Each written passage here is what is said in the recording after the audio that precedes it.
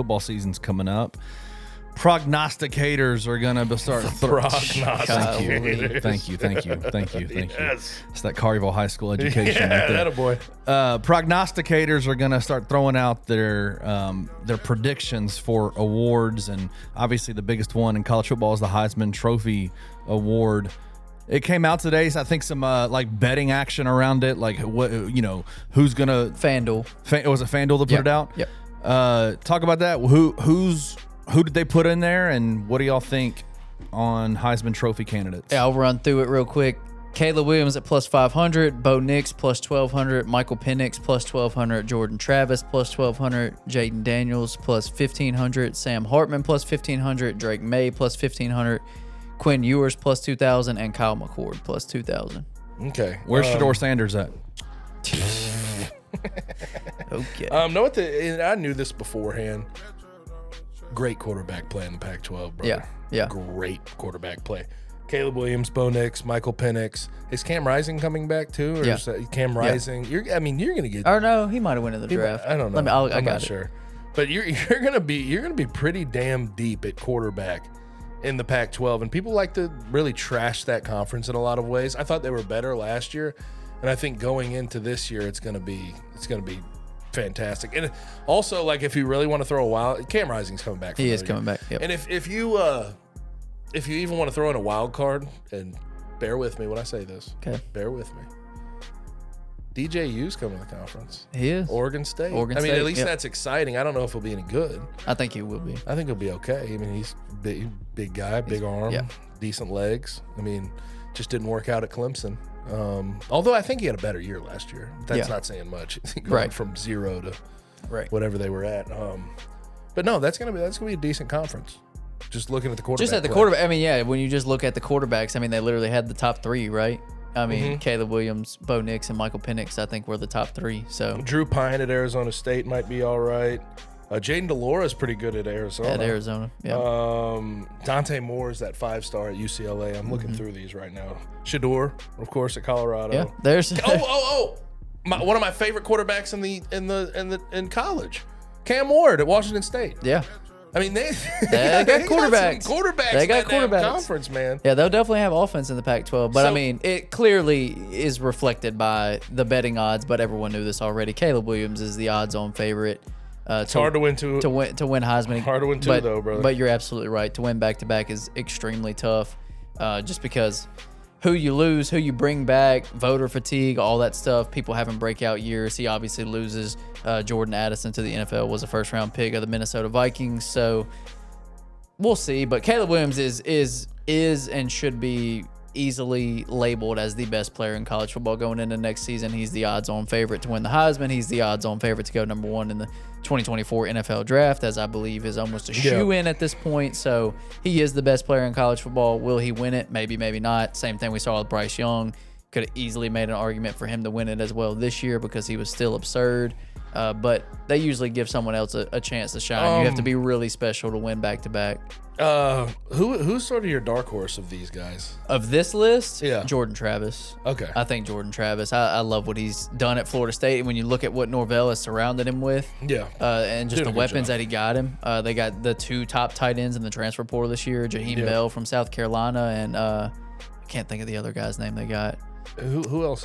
A tight end? Yeah, they got 2 of the top tight ends in the transfer portal. Jaheim Bell is ridiculous, though. I don't know if you Kyle saw Morlock? Kyle Morlock. Yeah. There you go. I don't know if you saw Jaheim Bell with South Carolina this year, but they literally had him playing running back at one point. He's a stud. He's that good.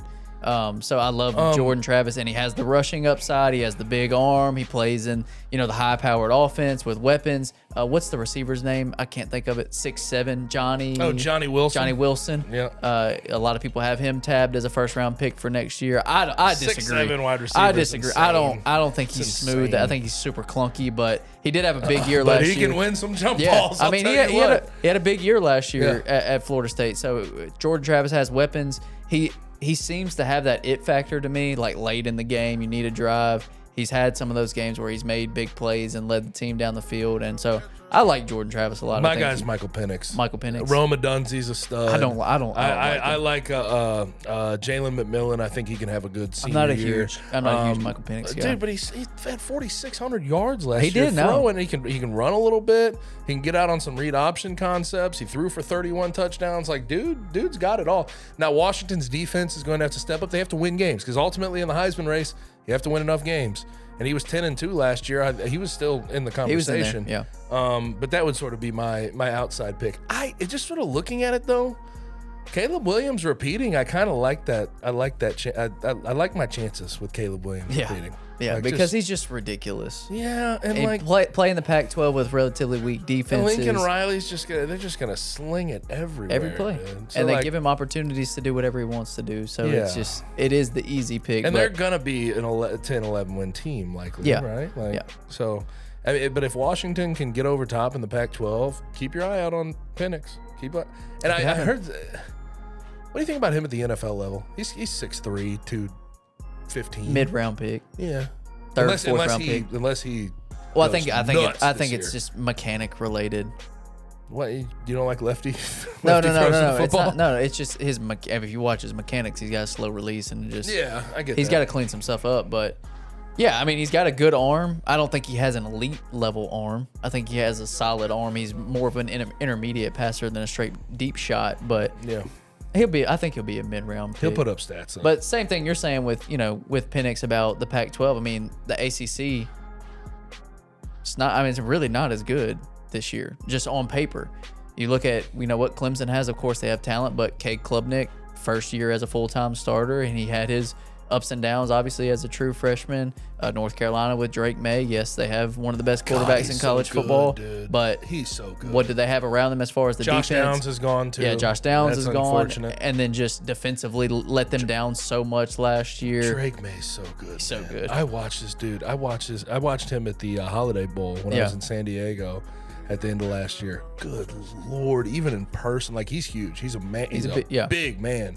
But, man, his accuracy just jumped off. Mm-hmm. And in pregame, his arm is like it's effortless. Oh, dude, he flicks it. He flicks it. I'll give you another dark horse. Slings it, too. Not on this list, but another dark horse is going to be Joe Milton.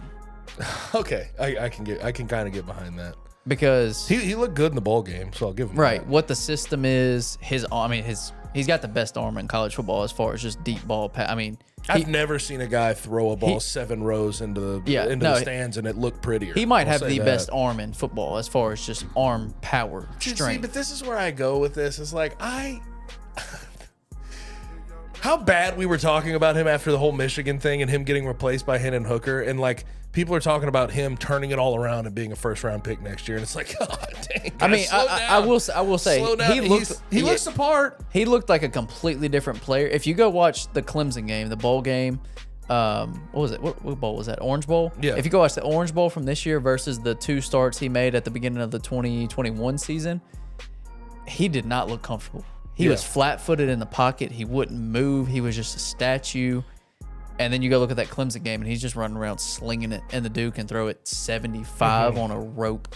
Biggest riser, though, I think. I don't know about Heisman because this team always lets us down.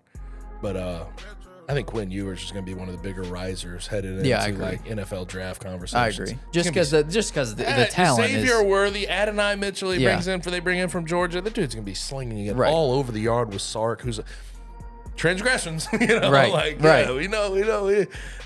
He's been around a bottle before. Okay, we get it, but. He can coach a quarterback. Yeah. And Quinn, when he played, especially in that Bama game, once he got hurt. That Bama game, man. He would have I think they would have won if he would have not gotten hurt. I do too. I mean, he's the highest rated quarterback of all time coming out of high school. He has all time? All time. Okay. All time. Highest number 1 over 247. He'll be the biggest riser going into draft. I can agree with that. Because the arm talent is absurd. Yeah. Just can make every throw. And smart too. Like day one, I bet at Ohio State, obviously they had losing my mind. Justin Fields at the time. So he wasn't going to get thrown into action there, and he really did it for the NIL money. But he could have probably played at Ohio State when he got there. Just because his first year at Texas, you even saw just like he didn't he didn't look like a freshman, like a No. guy who was getting his first starts in college. Especially in that, and we can keep pointing to that Bama game, but just like he looked like I belong in this moment in that Bama game. And that's why also And I with feel the like Arch if he- Manning conversation, you're like, guys, calm down with Arch, brother. Calm down. And I do want to tell people to calm down about like his spring game performance. Yes. He didn't look good. He'll be fine. Yeah. Just wait. But he ain't starting over Quinn Ewers. He will not. No, absolutely Quinn not. Ewers But- is the better quarterback talent. And when you go back to that Bama game and just think about the way that the season panned out for Texas and for Quinn Ewers, like with Hudson Card having to come in and play, spot minutes and in and out the rest of the season, like that was Quinn Ewers' springboard game. Like Yeah. if he wouldn't have gotten hurt, there's no telling where he Keep him would have been healthy by the this end year. of the year. Yeah, keep Did he him get a healthy. haircut, by the way? Did I see Yeah, him he get a did. He haircut? chopped the hair off. Looks way better. Good job. It looks way better, dude. Yes. Gosh. He was trying to capitalize on NIL deals by seeing if he could get something with the flow there in the back, Yeah, it business was- in the front, party in the back, and he didn't get enough. So I guess he's Bad just cutting look. it off, trying to be a clean cut guy. Yeah. His beard still sucks, though. It's bad. Oh, it Just, sucks. Why do you have it? Can't Like tell you you. could still see his chin and his Face. Yeah, It's like, dude, not good.